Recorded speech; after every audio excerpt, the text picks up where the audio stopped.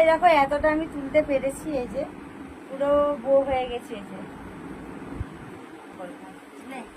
জানি আমার গাওয়া ভালো না, তাও আমি গানটা করলাম। পরিষ্কার করিনি, কলিংটা একটু ড্রেসিং টেবিলটা পরিষ্কার করিনি। চলো আমার প্যান্টটাকে দিয়ে এই সবাইকে শুভ সন্ধ্যা জানিয়ে ব্লগটা স্টার্ট করলাম তো সবাইকে। আর আমি এখন দেখো একটু সাজুগুজু করে নিয়েছি, মানে আমি গিয়েছিলাম, কোথায় গিয়েছিলাম ব্লগের মধ্যে থাকো অবশ্যই জানাচ্ছি। আমি গিয়েছিলাম বাজারে, কি করতে গেছিলাম সেটা আসলে বলে দিয়ে আগে।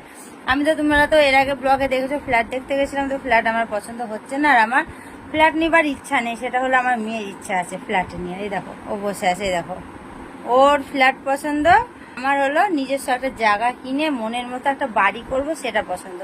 তার জন্য আমি একটা জায়গার খোঁজ পেয়েছিলাম, অনেক জায়গার খোঁজ পাচ্ছি, কিন্তু ওই বলছে নিয়ে যাব, যাচ্ছি, তারপরে আর লোকগুলো বলছে এই আজ না কাল, এরকম অবস্থা আছে। আজকেও গিয়েছিলাম, অনেক কটা জায়গা দেখার কথা ছিল, ওরা বললো কালকে, অনেকে বললো রবিবারের দিনকে।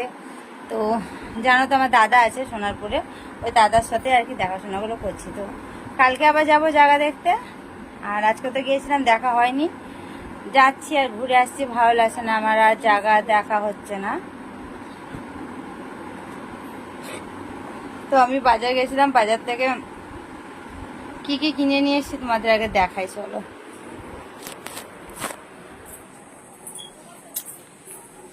এই দেখো এর মধ্যে আছে টমেটো, আছে ভিন্ডি, মুড়ি, এখানে আছে এঁচড়, এখানে পটল, লঙ্কা, আর এখানে আছে শসা। তো শসার সাইজগুলো তোমাদের পরে দেখাচ্ছি, আমি সাইজ দেখে দেখে কিনেছি শসা, বুঝলে তো। এই দেখো আমার এরকম বড় বড় সাইজই ভাল লাগে, তার জন্য এরকম বড় সাইজ কিনেছি। তো কার কি ভাল লাগে জানি না, তবে আমার ভাল লাগে। ঠিক আছে, কত বড়, এক বিদ্যারও বড়, হাতে মাপে আসছে না, এত বড় হয়েছে। এরকম এর থেকেও বড় বড় আছে, তোমাদের দেখাবো একটু পরে, আগে আমি চেঞ্জ করে নিই। চলো, প্রচন্ড গরম লাগছে। আমি একটু কালো নাইটিটা যেত, ওই ফিতে বাঁধা নাইটিটা কর, ওই দাদু উপরেরটাতে। আগে একটা আমি ঝাঁকা নাকা করে একটা ফিতে বাঁধা নাইটি পরে নিই আগে। ফিতে বাঁধা নাইটি পরলে না প্রচন্ড আরাম পাই, সব দিক খোলামেলা থাকে, তার জন্য আর কি।